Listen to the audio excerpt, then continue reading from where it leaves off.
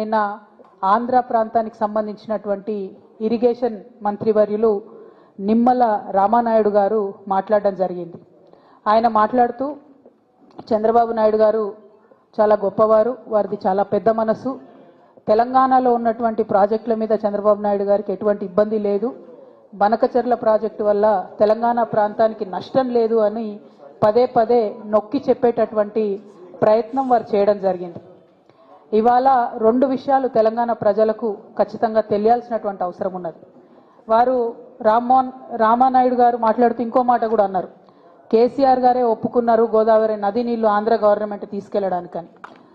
అయితే వీటన్నిటి మీద తెలంగాణ ప్రజలకు స్పష్టత ఇవ్వాల్సినటువంటి అవసరం ఉందని భావించి ఇవాళ మీడియా సమావేశం ఏర్పాటు చేయడం జరిగింది. ఆనాడు కేసీఆర్ గారు చెప్పింది ఒకటే మాట, వేస్ట్గా సముద్రంలోకి పోతున్నటువంటి నీళ్లు రెండు తెలుగు రాష్ట్రాలు కూడా వాడుకోవాలి, వాటిని మన పొలాలకు మళ్లించుకోవాలని చెప్పిండ్రు. కానీ చెప్పేటప్పుడు మనం పెట్టినటువంటి కండిషన్ ఏంటిది, ఖచ్చితంగా నదుల లింకేజ్ అనేటటువంటిది జరిగినప్పుడు, గోదావరి నది నుండి నీళ్లు ఇతర నదులకు లింక్ చేసినప్పుడు ఖచ్చితంగా తుపాకులగూడెం, మన తెలంగాణ భూభాగంలో ఉన్నటువంటి తుపాకులగూడెం బ్యారేజ్ వద్దనే లింకేజ్ పాయింట్ ఉండాలి, అది కాకుండా వేరే ఏ పాయింట్ ప్రపోజ్ చేసినా మేము ఒప్పుకోము అని కేసీఆర్ గారు చాలా స్పష్టంగా చెప్పినారు. జగన్మోహన్ రెడ్డి గారి ప్రభుత్వంలో కూడా లింకేజ్ పాయింట్ పోలవరం అని చెప్పి వారు చెప్పినప్పుడు ఆ ప్రతిపాదనను తిరస్కరించిండ్రు కేసీఆర్ గారు తప్పితే ఏనాడు కూడా ఆ ప్రతిపాదనను ఒప్పుకోలేదు.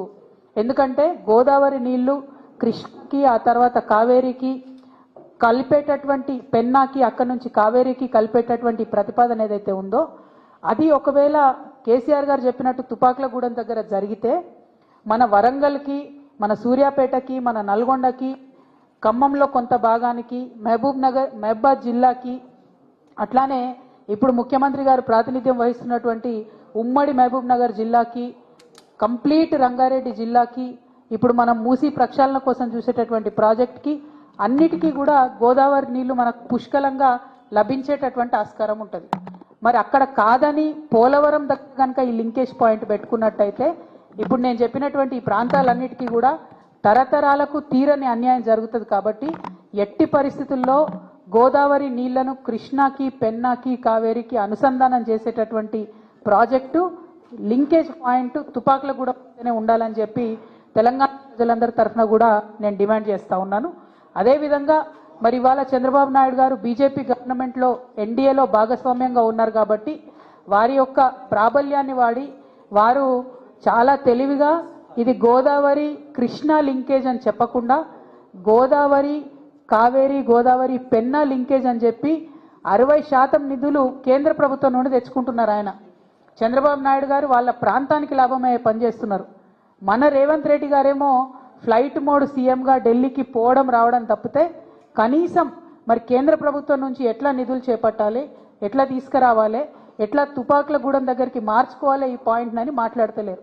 ఇంతవరకు ఉత్తమ్ కుమార్ రెడ్డి గారు 1-2 లెక్కలు రాసిండ్రు కానీ ఎందుకు రేవంత్ రెడ్డి గారు మాట్లాడతలేరు? వారికి ఉన్నటువంటి ప్రాబ్లం ఏంటిది, చంద్రబాబు నాయుడు గారితో వారికి ఉన్నటువంటి లాలూచి ఏంది ఖచ్చితంగా చెప్పాలని ఈ సందర్భంగా మేము డిమాండ్ చేస్తూ ఉన్నాం. మొన్న జూన్ 2 నాడు ప్రీ ఫీజిబిలిటీ రిపోర్ట్ అనేటటువంటిది ఆంధ్రప్రదేశ్ ప్రభుత్వం కేంద్రానికి ఇవ్వడం జరిగింది. దాన్ని కేంద్రం ఒప్పుకోవడం కూడా జరిగింది. ఆల్రెడీ మనకు నష్టం జరగడం ప్రారంభమైంది. అయినా కూడా మన రాష్ట్ర ముఖ్యమంత్రి స్పందించకపోవడం నిజంగా దుర్మార్గం. ఇది కేవలం తెలంగాణ ఆయన చేసేటటువంటి ద్రోహం తప్ప ఇంకోటి కాదని ఈ సందర్భంగా నేను తెలియజేస్తా ఉన్నాను. అదేవిధంగా చంద్రబాబు నాయుడు గారు మరి తెలంగాణలో కట్టేటటువంటి ప్రాజెక్టులకు వ్యతిరేకం కాదని ఆంధ్ర మంత్రివర్యులు రామానాయుడు గారు చెప్పడం జరిగింది.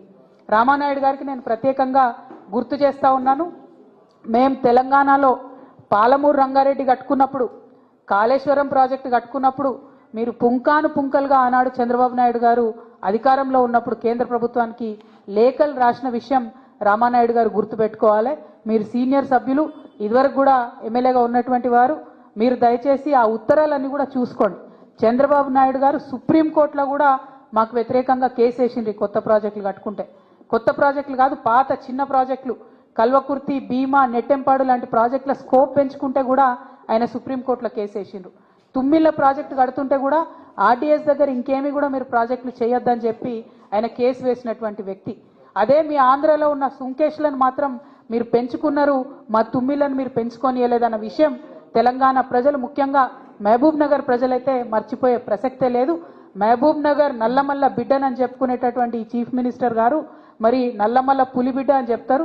చంద్రబాబు నాయుడు విషయంలో, జల దోపిడీని నివారించే విషయంలో మాత్రం రేవంత్ రెడ్డి గారు పేపర్ టైగర్గా మిగిలిపోయినరని చెప్పి నేను ఈ సందర్భంగా ఆరోపణ చేస్తా ఉన్నాను. మీరు పులిబిడ్డ కాదు, you are just a paper tiger. మీరు జల దోపిడీ ఆపకపోతే మాత్రం మహబూబ్ నగర్ జిల్లా, తెలంగాణ సమాజం రేవంత్ రెడ్డి గారిని ఎన్నటికీ కూడా క్షమించదు.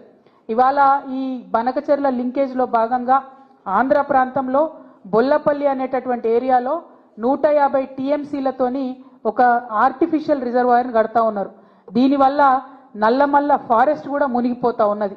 మరి ఆ ఫారెస్ట్ మునిగిపోకుండా తెలంగాణ జాగృతి ఆధ్వర్యంలో ఖచ్చితంగా మేము కోర్టులను ఆశ్రయిస్తాం. ఎట్టి పరిస్థితుల్లో ఈ బనకచెర్ల లింకేజ్ ప్రాజెక్ట్ ఆపడానికి మేము శతవిధాలుగా ప్రయత్నిస్తాం. ఇదివరకు తెలంగాణ జాగృతి ఆధ్వర్యంలో ఉమ్మడి ఆంధ్రప్రదేశ్లో పోలవరం మీద కూడా మేము కేసులు వేసి ఆపే ప్రయత్నం చేసినాం. సో అదే ప్రయత్నం ఇప్పుడు ఈ బొల్లపల్లి రిజర్వాయర్ని కూడా ఆపే ప్రయత్నం చేస్తాం. ముఖ్యమంత్రి గారు నేను సవాల్ చేస్తున్నా, మీరు నిజంగా నల్లమల్ల పులిబిడ్డ అయితే ఈ బొల్లపల్లి రిజర్వాయర్ కట్టకుండా అడ్డుకోండి. దానివల్ల నల్లమల్ల ఫారెస్ట్ కూడా మునిగిపోతా ఉన్నది.